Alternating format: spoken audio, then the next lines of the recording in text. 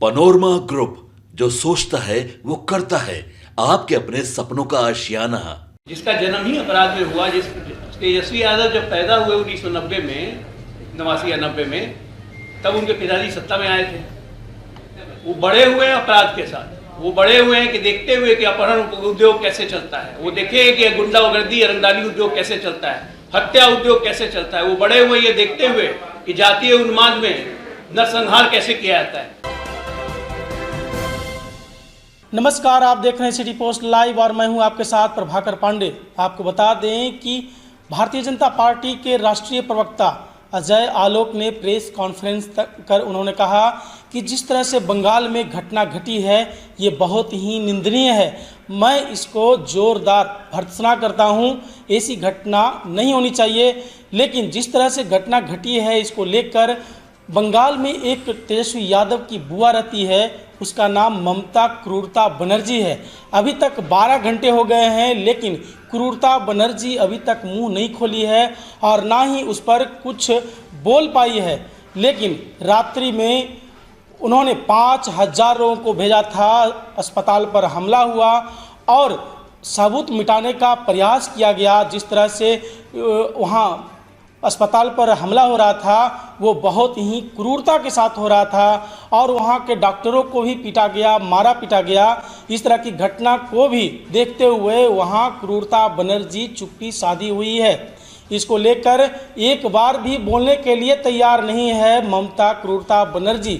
साथ ही साथ उन्होंने कहा कि अब जब बंगाल इनसे संभल नहीं रहा है तो बंगाल छोड़ देना चाहिए, क्योंकि जिस तरह की जो दुर्घटनाएं हैं ये बहुत ही निंदनीय हैं। इस तरह की दुर्घटना यदि एक महिला के साथ होती है और महिला मुख्यमंत्री है, महिलाओं की इज्जत नहीं बचा सकते एक महिला, तो ऐसे महिला मुख्यमंत्री को होना ज़रूरी नहीं है। इनको पूरी तरह से इस्तीफा दे देनी चाहिए, बंगाल छोड़ देनी चाहिए।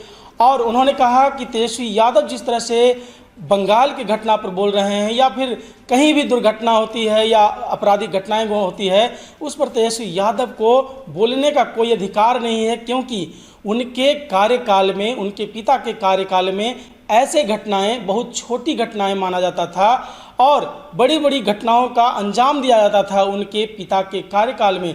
तो इस घटना पर तेजस्वी यादव को बोलने का कोई अधिकार नहीं है। और क्या कुछ कहते नजर आए अजय आलोक, छोड़े जाते हैं आपको उनकी बातों के साथ।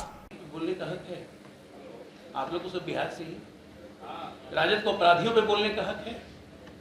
जिसका जन्म ही अपराध में हुआ, जिस तेजस्वी यादव जब पैदा हुए 1990 में, 89 या 90 में, तब उनके पिताजी सत्ता में आए थे।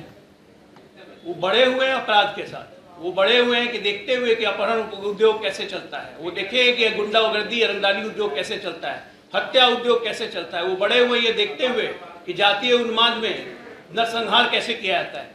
तेजस्वी बहुत एक्सपीरियंस आदमी है, इसलिए कृपया करके अपराध पे आरजेडी बात ना करे। अजय जी, आप लोग बंगाल पर तो बात कर रहे हैं, लेकिन बांग्लादेश में हिंदुओं पर बहुत ज्यादा फिर से शुरू हो गया है हिंसा, उसके बारे में क्या कहते हैं? देखिए, प्रधानमंत्री जी ने कल लाल किले से बांग्लादेश में जो हो रहा है उस पर अपनी चिंता व्यक्त की है। बांग्लादेशी के हिंदुओं के पर भी अपनी चिंता व्यक्त की है। बांग्लादेश सरकार से निरंतर संपर्क में है। कूटनीतिक दबाव और अन्य दबावों से हम इंश्योर करने की कोशिश कर रहे हैं कि बांग्लादेश के हिंदुओं पे वहाँ पे जो जुल्म हो रहा है वो किसी हालत में ना हो। अंतर्राष्ट्रीय मामला है, हमें बहुत सारे पहलुओं को देख के भी देखना है, लेकिन नैतिक रूप से पूरा देश बांग्लादेश के हिंदुओं के साथ है। ममता बनर्जी ने वाम और राम का स्टेटमेंट यूज किया है सर, जिस तरीके से जो वेंटिलाइज हुआ हॉस्पिटल में। और देखिए, ममता बनर्जी सबसे पहली बात कि राज्य की मुख्यमंत्री हैं, जिम्मेदारी उनकी है। ये घटना बीते हुए 7 दिन हो गया, लेकिन ये क्या जवाब दे सकती हैं कि किसी राज्य में आपने सुना है 5000 की भीड़ जहाँ रेप हुआ अस्पताल में, उस पर हमला करे? किसने हमला करवाया? ये कौन पता करेगा? ये राज्य की पुलिस नहीं पता करेगी तो क्या दूसरे ग्रह से लोग आएंगे पता करने? और अब मुख्यमंत्री ड्रामा कर रहे हैं कि 24 घंटा के अंदर 17 तारीख को हम एविडेंस दे देंगे।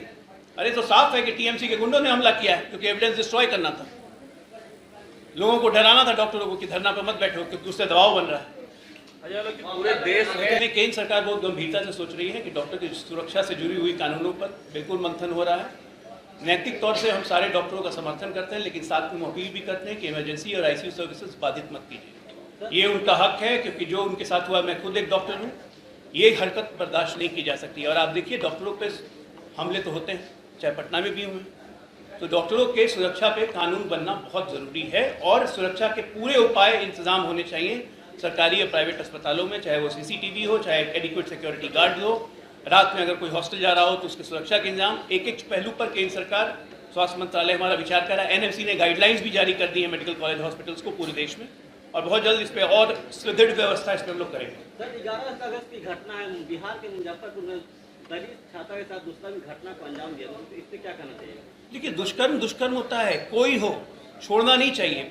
बिहार हो, चाहे यूपी हो, चाहे बंगाल हो, दुष्कर्म करने वाले दुष्कर्मी हर जगह रहते हैं। लेकिन आपको ये देखना हो कि सरकार पकड़ती है कि नहीं, सरकार बचाती है कि सरकार पकड़ती है। बिहार में दुष्कर्म होता है, दुष्कर्मी पकड़े जाते हैं, जेल जाते हैं, स्पीडी ट्रायल करवाते हैं। यूपी में भी यही होता है, यूपी में तो बुलडोज भी कर दिया जाता है। बंगाल में बचाया जाता है मेरे भाई, मुख्यमंत्री बचा रही है, महिला होके रेपिस्ट को बचा रही हैं। इससे बड़ा दुर्भाग्य इस देश का क्या हो?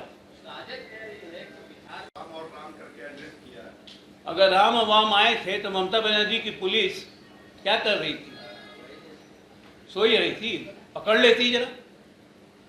तो पुलिस वाले भी मार खा गए वहां पे। एडिक्वेट पुलिस सिक्योरिटी क्यों नहीं रखी थी हॉस्पिटल कैंपस में? इसका जवाब है उनके पास।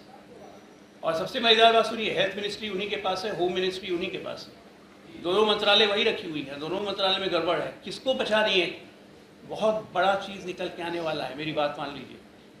ये सीबीआई को खोलने दीजिए, बड़ा दानव निकलेगा इसमें से। बहुत बहुत धन्यवाद।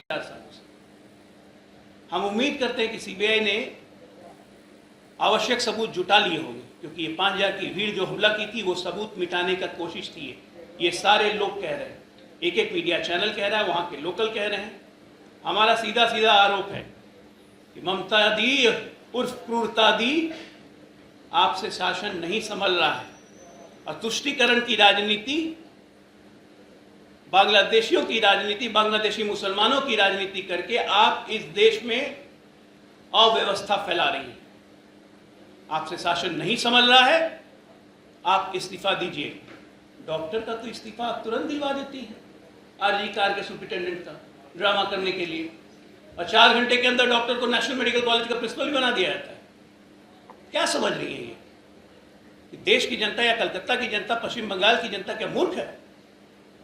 खुदा न करे अगर आप लोग सोचिए जरा, इस प्रेस कॉन्फ्रेंस के माध्यम से जो भी जनता मुझे सुने, बस सोचिए जरा कि एक डॉक्टर बनने में 4.5 साल MBBS, 1 साल इंटर्नशिप, 5.5 साल, उसके बाद तीसरे वर्ष पीजी में थी वो, 31 साल की जवान लड़की, क्या उसकी किस्मत में यही लिखा था?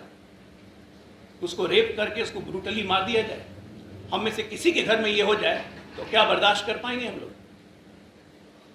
और वो महिला मुख्यमंत्री है, महिला की संवेदनाएं ज़्यादा होती है। चिल्ला चिल्ला के वहाँ पे महिला छात्राएं कह रही हैं कि महिला मुख्यमंत्री है, महिला मुख्यमंत्री है, महिला मुख्यमंत्री है। ये नहीं पता है, महिला मुख्यमंत्री नहीं है, क्रूर मुख्यमंत्री है। ये क्रूरता बनर्जी है, और हम भारतीय जनता पार्टी इनको हर कदम पर एक्सपोज करेंगे। हम डिमांड करते हैं सीबीआई इंक्वायरी जल्दी से हो और ममता उर्फ क्रूरता बनर्जी इस्तीफा दें। धन्यवाद।